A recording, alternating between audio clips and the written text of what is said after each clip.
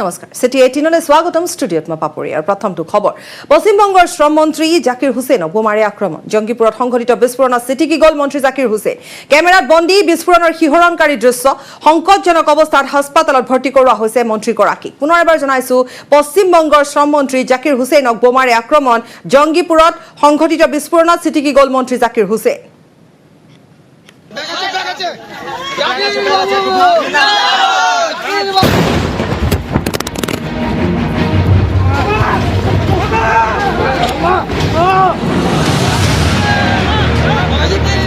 পশ্চিমবংগৰ শ্ৰম মন্ত্ৰীৰ ওপৰত ভয়ংকৰ বোমা আক্ৰমণ কেমেৰাত বন্দী শিহৰণকাৰী দৃশ্য বিস্ফোৰণত ছিটিকি গ'ল মন্ত্ৰী জাকিৰ হুছেইন স্প্লিণ্টাৰৰ আঘাতত গুৰুতৰভাৱে আহত 20 গৰাকী তৃণমূল কংগ্ৰেছৰ কৰ্মী ঘটনাৰ স্থান মুৰ্ছিদাবাদৰ নিমতলা ৰেল ষ্টেচন মঙলবাৰে নিশা ষ্টেচনটোৰ 2 নম্বৰ প্লেটফৰ্মত ৰেলৰ বাবে ৰৈ আছিল শ্ৰম মন্ত্ৰী জাকিৰ হুছেইন লগত তৃণমূল কংগ্ৰেছৰ বহু নেতা কৰ্মী ৰেলেৰে কলকাতালৈ যাবলৈ ৰৈ থাকোঁতেই সংঘটিত হ'ল ভয়ংকৰ বোমা আক্ৰমণ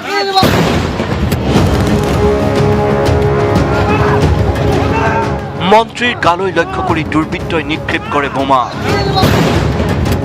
বোমাৰ আঘাতত ছিটিকি পৰিল শ্ৰম মন্ত্ৰী জাকিৰ হুছেইন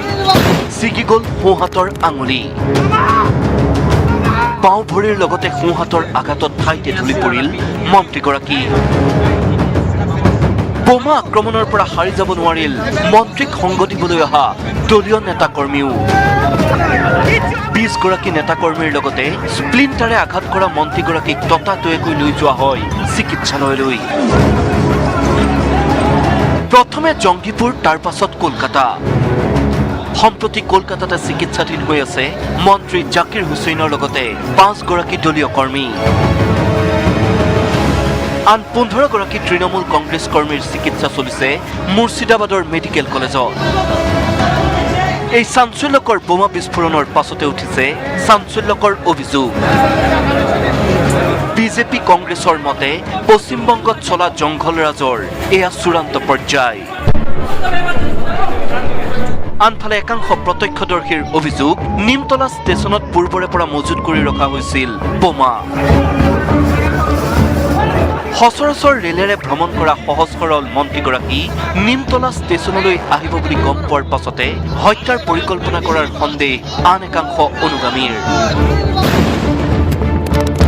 এই অভিযোগৰ আধাৰতে ইতিমধ্যে CIDৰ লগতে বম স্কোৱাড আৰু ফৰেনচিকৰ দলে আৰম্ভ কৰিছে তদন্ত কিন্তু নিমতলা ৰেল ষ্টেচনৰ 2 নম্বৰ প্লেটফৰ্মত CC কেমেৰা নথকাৰ বাবে এতিয়াও তদন্তই লাভ কৰা নাই বিশেষ অগ্ৰগতি আনফালে দেহৰ বহু ঠাইত আঘাত পোৱা মন্ত্ৰী জাকিৰ হুছেইনে সঁহাৰি দিছে চিকিৎসা আঘাত গুৰুতৰ হোৱাৰ পাছতো সুস্থিৰ হৈ আছে মন্ত্ৰীগৰাকীৰ স্বাস্থ্য bureau report news 18 Assam north east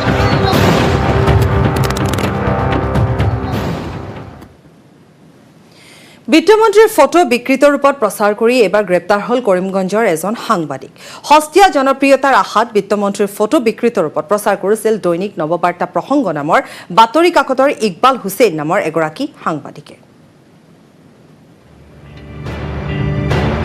মন্ত্ৰী হিমন্তৰ ফটোৰ বিকৃত প্ৰচাৰ কৰি পুনৰ গ্ৰেপ্তাৰ সাংবাদিক সস্তীয়া জনপ্ৰিয়তাৰ দৌৰত নৈতিকতা বিসৰ্জন দিয়া 5জন তথাকথিত সাংবাদিকক মহানগৰ আৰক্ষীয়ে গ্ৰেপ্তাৰ কৰাৰ পিছত পুনৰ কৰিমগঞ্জত আৰক্ষীৰ জালত পৰিল আন এজন সাংবাদিক নাম ইকবাল হুছেইন স্থানীয় দৈনন্দিন নৱবাৰ্তা প্ৰসংগ নামৰ বাতৰি কাকতৰ সাংবাদিক এইজন কিন্তু নিজৰ দায়িত্ব কৰ্তব্যৰ সম্যক জ্ঞান নথকা এইজন ইকবাল হুছেইনেও মন্ত্ৰী হিমন্ত বিশ্ব শৰ্মাৰ ফটোৰ কৰিছিল বিকৃত প্ৰচাৰ পাছত ৰাইজৰ গোচৰৰ ভিত্তিত নিশাই আৰক্ষীয়ে গ্ৰেপ্তাৰ কৰে ইকবাল হুছেইনক নিকৃষ্ট মানসিকতাৰ পৰিচয় দি সমাজক কলুষিত কৰা এইজন তথাকথিত সাংবাদিকৰ বৰ্তমান ঠিকনা কাৰাগাৰৰ অন্ধকাৰ কোঠৰী কৰিমগঞ্জৰ পৰা গৌৰীস্তন্দ্ৰীৰ report news 18 Assam north east খানাপাড়াত বিজেপিৰ সংবাদমেল কেন্দ্ৰীয় মন্ত্ৰী নৰেন্দ্ৰ সিং টোমৰৰ সংবাদমেল সম্বোধন উপস্থিত ৰাজ্যিক বিজেপিৰ সভাপতি ৰঞ্জিত দাস পোনপটীয়া সম্প্ৰচাৰ আমি দেখুৱাম अधिक सीटें लाकर विजय प्राप्त करने में सफल होगी। 5 साल पहले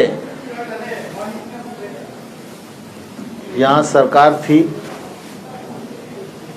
और उस सरकार के समय आसाम की क्या स्थिति थी, सारा आसाम इस बात का गवाह है। भ्रष्टाचार चरम पर था, विकास दूर दूर तक दिखाई नहीं देता था, कानून व्यवस्था की स्थिति बद से बदतर थी। लेकिन मुझे प्रसन्नता है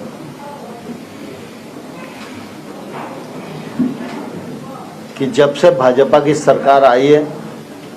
राज्य में और केंद्र में मोदी जी का नेतृत्व इस देश को मिला है, तब से लगातार मोदी जी ने इस बात की चिंता की है कि पूर्वोत्तर का जो क्षेत्र है उसके साथ विकास के मामले में जो लंबे समय से न्याय नहीं हो पा रहा था वह न्याय किया जाए। और फिर चाहे वो एम्स शुरू करने का मामला हो, स्किल यूनिवर्सिटी का मामला हो, रेलवे प्रोजेक्ट का मामला हो, नेशनल हाईवेज का मामला हो, गांव की सड़क का मामला हो, ग्रामीण क्षेत्र के गरीब लोगों को आवास देने का मामला हो, उज्ज्वला योजना के क्रियान्वयन की बात हो, पीएम किसान योजना के माध्यम से लाभ देने का सवाल हो, शहरी क्षेत्र में लोगों को, गरीब लोगों को आवास की उपलब्धता के लिए योजना का क्रियान्वयन हो, हर क्षेत्र में केंद्र सरकार ने भी पीठ पर खड़े होकर पूरा सहयोग असम को दिया और हमारी सरकार ने भी, मुख्यमंत्री जी, हेमंत जी और उनकी पूरी टीम ने मिलकर जनता की जो सेवा की है इन 5 वर्षों में, शांति की और कानून व्यवस्था की स्थापना की है असम में और भ्रष्टाचार पर नियंत्रण करके विकास को नए आयाम से जोड़ा है। इसकी जितनी प्रशंसा की जाए उतनी कमी है। इस वर्ष से 19-20 वाला वर्ष चल रहा था और 20 में लगभग पूरा देश और दुनिया ही कठिनाई के दौर से गुजरी है। कोविड का संकट था, कोविड के संकट से निपटने में आसाम सरकार ने भी बहुत अच्छा काम किया और हम सबके लिए गर्व की बात है। कोविड का संकट, लॉकडाउन की स्थिति, प्रतिकूल अर्थव्यवस्था, देश के सारे पहिए बंद हो जावे, ऐसी परिस्थिति में आपदा को अवसर में बदलने का आह्वान जो प्रधानमंत्री नरेंद्र मोदी जी ने किया, वह सिर्फ आह्वान ही नहीं था, उसको राज्य सरकारों के माध्यम से, जनता के माध्यम से धरती पर उतारकर मोदी जी ने दिखाया भी। और मुझे इस बात का भी गर्व है कि अपने देश को ठीक रखना, अपने देश में कोविड को नियंत्रित करना, अपने देश में दवाइयों की व्यवस्था करना, लेकिन जो अन्य देश हैं उनको भी उस दौर में दवाई भेजने की व्यवस्था करना, इससे निश्चित रूप से हिंदुस्तान की मानवीय साख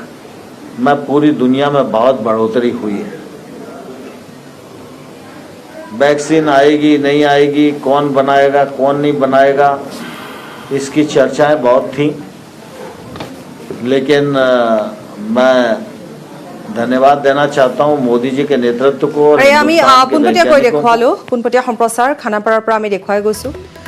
গতিকে বিশেষকৈ এই মুহূৰ্তত কোভিড সন্দৰ্ভত ভাৰতৰ স্থিতি কথা তেওঁ জনাইছে সংবাদমেল যোগে আৰু তাৰোপৰি বিশেষভাৱে আমি কৈছোঁ যে কেন্দ্ৰীয় মন্ত্ৰী নৰেন্দ্ৰ সিং টোমৰৰ এয়া সংবাদমেল আৰু এই সংবাদমেলত প্ৰথম অৱস্থাতে দেখিবলৈ পোৱা গৈছে যে কোভিড পৰিস্থিতিৰ সন্দৰ্ভত তেওঁ ব্যাখ্যা কৰিছে ৰাজ্যিক বিজেপিৰ সভাপতি ৰঞ্জিত দাস উপস্থিত আছে আৰু সংবাদমেলৰ পোনপটীয়া সম্প্ৰচাৰ আমি আগবঢ়ালোঁ আন ব্ৰেকিং নিউজ ডিব্ৰুগড়ত কোভিড আক্ৰান্ত হৈ আন এজন লোকৰ মৃত্যু হৈছে মৃত লোকজন হৈছে হাতীমুৰাৰ গহীন সোণোৱাল 10 দিনে চিকিৎসাধীন হৈ আছিল 65 বছৰীয়া লোকজন কোভিডত আক্ৰান্ত লোকজনৰ পুত্ৰ বোৱাৰী সহ 3জন বৰ্তমান চিকিৎসাধীন হৈ আছে আক্ৰান্ত লোক কেইজন পুনৰ কৈছো যে ডিব্ৰুগড়ত কোভিড আক্ৰান্ত আন এজন লোকৰ মৃত্যুৰ খবৰ আহি পৰিছে মৃত লোকজন হৈছে হাতীমুৰাৰ গহীন সোণোৱাল 10 দিনে চিকিৎসাধীন আছিল 65 বছৰীয়া লোকজন কোভিডত আক্ৰান্ত লোকজনৰ পুত্ৰ বোৱাৰী সহ 3জন বৰ্তমান চিকিৎসাধীন হৈ আছে আক্ৰান্ত লোক কেইজন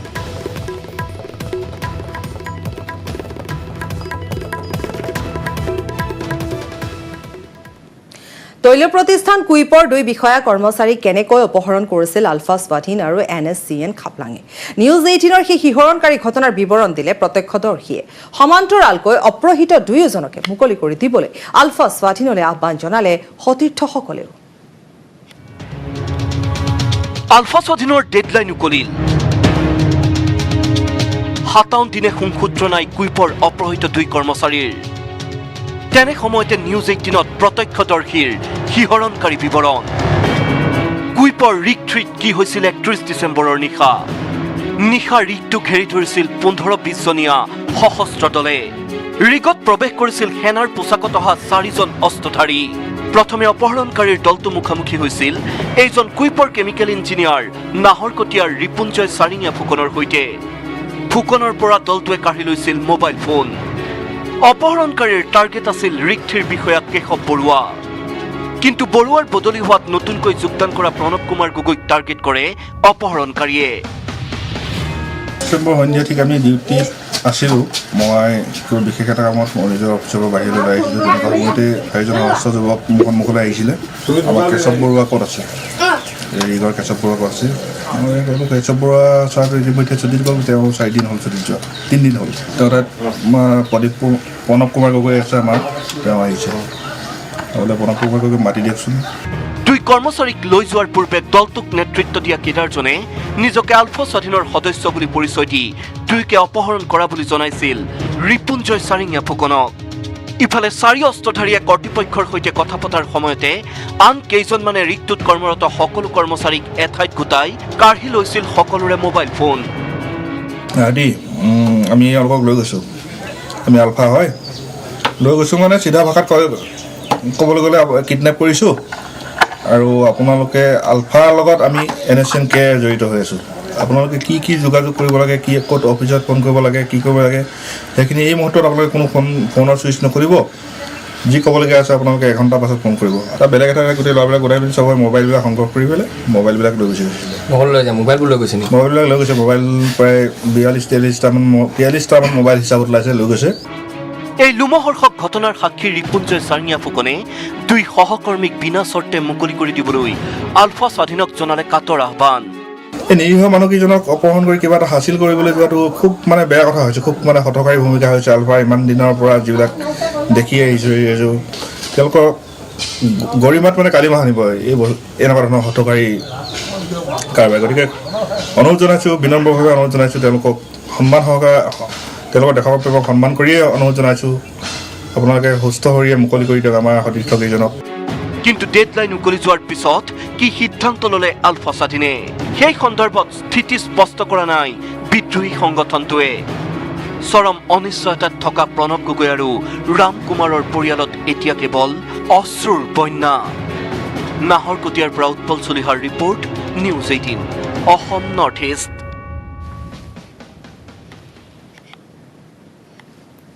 চিটি 18ত আৰু খবৰ আছে সময়টি বিৰতি উভতি আহিছোঁ বিৰতিৰ পাছত নুনমাটি আৰক্ষীৰ জালত এটা প্ৰবঞ্চক দিল্লীত ফ্লেট দিয়াৰ নামত আত্মসাৎ কৰিছিল টকা তৃতীয় প্ৰবঞ্চকটো নুনমাটি মঠঘৰীয়াৰ প্ৰফুল্ল চন্দ্ৰ ভূঞা জুৰোডৰ বিমল সেন ডেকাৰ পৰা লৈছিল ধন ফ্লেট দিয়াৰ নামত আগধন লৈছিল 40 লাখকৈ টকা 40 লাখ টকা লৈ পলাই আছিল প্ৰফুল্ল চন্দ্ৰ ভূঞা পূৰ্বেও বহু লোকৰ ধন আত্মসাৎ কৰিছিল তৃতীয় প্ৰফুল্ল চন্দ্ৰ ভূঞাই পুনৰ এবাৰ জনাইছোঁ যে নুনমাটি আৰক্ষীৰ জালত পৰিছে এটা প্ৰবঞ্চক দিল্লীত ফ্লেট দিয়াৰ নামত আত্মসাৎ কৰিছিল টকা ধৃত প্ৰবঞ্চকটো নুনমাটি মঠঘৰীয়াৰ প্ৰফুল্ল চন্দ্ৰ ভূঞা জুৰোডৰ বিমল সেন ডেকাৰ পৰা লৈছিল ধন ফ্লেট দিয়াৰ নামত আগধন লৈছিল 40 লাখ টকা লৈ পলাই আছিল প্ৰফুল্ল চন্দ্ৰ ভূঞা পূৰ্বেও বহু লোকৰ ধন আত্মসাৎ কৰিছিল ধৃত প্ৰফুল্ল চন্দ্ৰ ভূঞা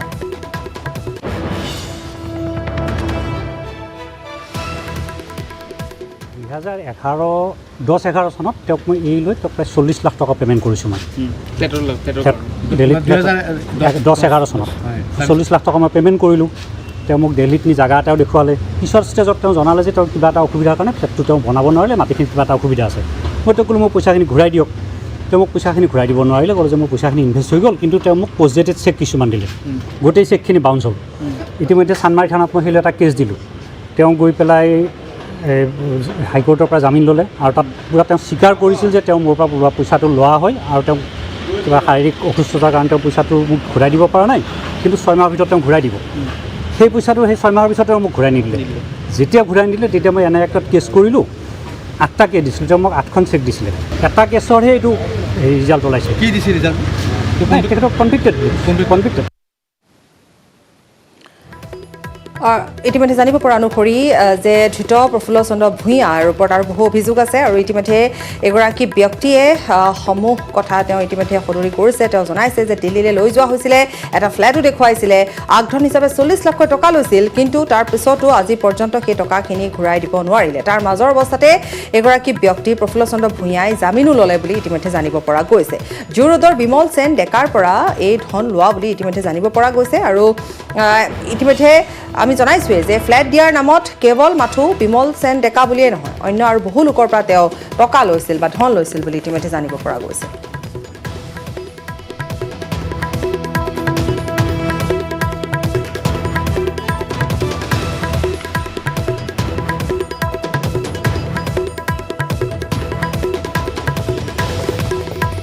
নুনমাটি আৰক্ষীৰ জালত পৰিছে ইতিমধ্যে জনোৱা হৈছে যে বাউন্স যে 6 মাহৰ পাছত তেওঁ টকা দিম বুলি ইতিমধ্যে জামিন লৈ আৰক্ষীৰ আগত স্বীকাৰ কৰিছিল চানমাৰী থানাত আৰু সেই অনুপাতে তেওঁ সময় সীমাও বান্ধি দিয়া হৈছিল গতিকে 6 মাহত তেওঁ সেই চেকখিনি যেতিয়া বাউন্স হ'ল তাৰপিছত পুনৰ কেছ দিয়া হ'ল আৰু সেই কেছৰে এটা কেছৰ ভিত্তিত আজি তেওঁক যিহেতু আটক কৰা হৈছে ধৃত প্ৰফুল্ল চন্দ্ৰ ভূঞা নাম আৰু ফ্লেট দিয়াৰ নামত এইগৰাকী ব্যক্তিৰ পৰা অৰ্থাৎ বিমল সেন ডেকাৰ পৰা 40 লাখ টকা আগধন হিচাপে লোৱা বুলি ইতিমধ্যে অভিযোগ উত্থাপিত হৈছে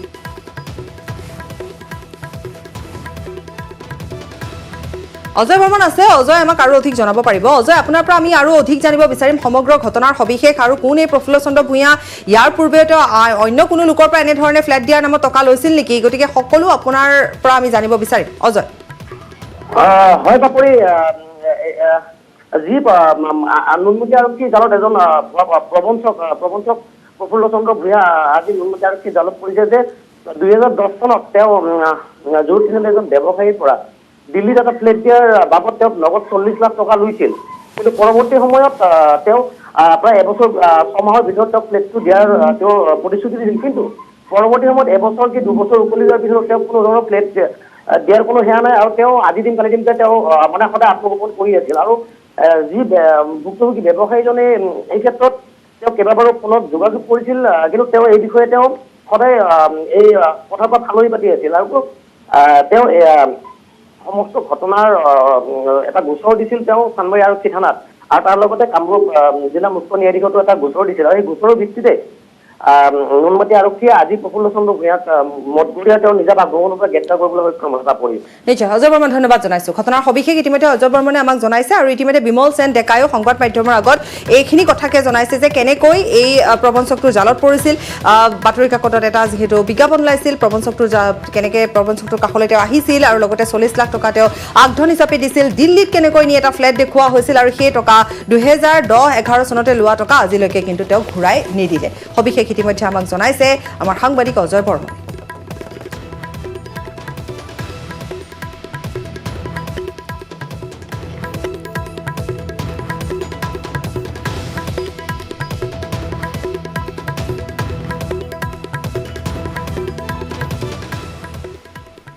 চৰকাৰী ভূমি দখলক লৈ হাইলাকান্দিৰ কৃষ্ণপুৰত দুটা ফৈদৰ মাজত প্ৰচণ্ড মাৰপিটৰ ঘটনা। দুটা ফৈদৰ মাৰপিটত গুৰুতৰভাৱে আহত হৈছে এজন। ঘটনাক লৈ পৃথকে পৃথকে তিনিটাকৈ গোচৰ ৰুজু কৰা হৈছে। উত্তপ্ত হাইলাকান্দি, দুটা ফৈদৰ মাজত প্ৰচণ্ড সংঘাত, শিল ইটাৰে ভয়ংকৰ আক্ৰমণ। চৰকাৰী ভূমি দখলক লৈ হাইলাকান্দিৰ কৃষ্ণপুৰত লাগিল তীব্ৰ সংঘাত। স্থানীয় মছজিদ কমিটিয়ে দেৱাল নিৰ্মাণ কৰি চৰকাৰী ভূমি দখল কৰাৰ অভিযোগ একাংশ লোকৰ। এই কাৰ্যত মছজিদ কমিটিক বাধা দিয়াক লৈ তীব্ৰ সংঘাত। শিল ইটাৰে কৰা আক্ৰমণত সমীপৰ এটা উপস্বাস্থ্য কেন্দ্ৰৰো বিস্তৰ ক্ষতিসাধন। গুৰুতৰভাৱে আহত হয় এজন লোক। বাহারুদ্দিন, আফতাবুদ্দিন, আনোয়ার হোসেন, সালে আহমদ ও কয়েকটা ছেলে জোরদবস্তি হিসাবে তারা এই মসজিদের জায়গার সামনে যে পিডাব্লিউডি রাস্তার যে কাশল্যান্ড আছে এটারে দখল করতে বেড়া ছেড়া দিয়েছে। আমরা এটাতে আপত্তি দিতে তারা আমরাকে অ্যাটাক করেছে। এখন এই সময় একজন মানুষ আসলে আধার কার্ড বানানোর জন্য, তারও মাথা ফেটেছে। পিছত ঘটনাস্থলীত লাল আৰক্ষী উপস্থিত হৈ নিয়ন্ত্ৰণ কৰে পৰিস্থিতি। ইতিমধ্যে এই ঘটনাক লৈ পৃথকে পৃথকে ৰুজু হৈছে তিনিটা গোচৰ। বৰ্তমান মছজিদৰ নিৰ্মাণ কাৰ্য বন্ধ কৰি দিছে আৰক্ষীয়ে। এই ঘটনাক লৈ অঞ্চলজুৰি অব্যাহত আছে উত্তেজনা। হাইলাকান্দিৰ পৰা Rahul Chakraborty, news 18 Assam north east.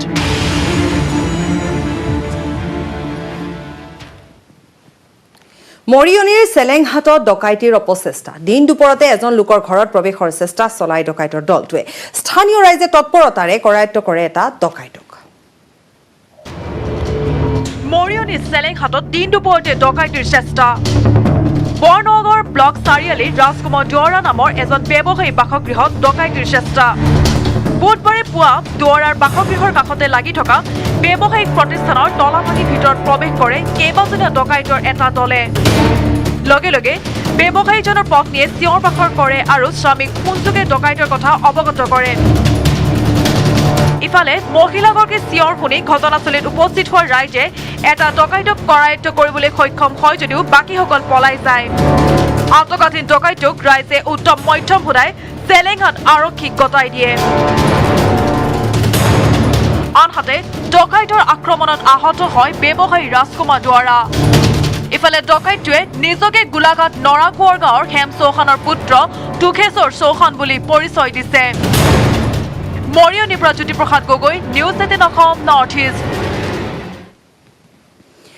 Dhubri Phulbari দলঙৰ আধাৰশিলাৰ পাছতে মানকাছাৰবাসীৰ আনন্দ উল্লাস। ফটকা ফুটাই মিঠাই বিতৰণ কৰি আনন্দ কৰিলে ৰাইজে। প্ৰতিশ্ৰুতি ৰক্ষা কৰাৰ বাবে প্ৰধানমন্ত্ৰীক ধন্যবাদ জ্ঞাপন কৰিলে মানকাছাৰ ARDF-এও। 2015 চনতে অসম চৰকাৰে দক্ষিণ শালমৰা মানকাছাৰ মহকুমাক জিলালৈ উন্নীতকৰণ কৰিছে। কিন্তু আজিও বহু চৰকাৰী কাৰ্যালয় অবিভক্ত ধুবুৰী জিলাত থকাৰ বাবে অসুবিধাৰ সন্মুখীন হৈ আছিল ৰাইজ। ধুবুৰী ফুলবাৰী সংযোগী দলঙৰ নিৰ্মাণ হোৱাৰ পাছত শালমৰা মানকাছাৰ জিলাৰ প্ৰায় 7 লক্ষাধিক লোকৰ লগতে উপকৃত হ'ব চুবুৰীয়া ৰাজ্য মেঘালয়ৰ ৰাইজ। আমি আজিৰ এই শুভ উন্মোচনৰ কাৰণে নথৈ আনন্দিত। আমি এই সুযোগতে আমাৰ প্ৰধানমন্ত্ৰী সন্মানীয় নৰেন্দ্ৰ মোদী ডাঙৰীয়া দেৱক আমি শ্ৰদ্ধা জনাইছোঁ, সন্মান জনাইছোঁ, কৃতজ্ঞতা জ্ঞাপন কৰিছোঁ। আমি নভবা কামখিনি তেখেতে আমাক কৰোৱাই দিলে, যাৰ কাৰণে আমি সমষ্টিবাসী, আমি দক্ষিণ পাৰৰ ৰাইজে তেখেতৰ ওচৰত চিৰকৃতজ্ঞ থাকিম। তেখেতক আমি ধন্যবাদ জনাইছোঁ, তেখেতৰ সুফল স্বাস্থ্য কামনা কৰিছোঁ। খবৰ অব্যাহত ৰাখিম সময় বিৰতি। মই ব্যৱহাৰ কৰোঁ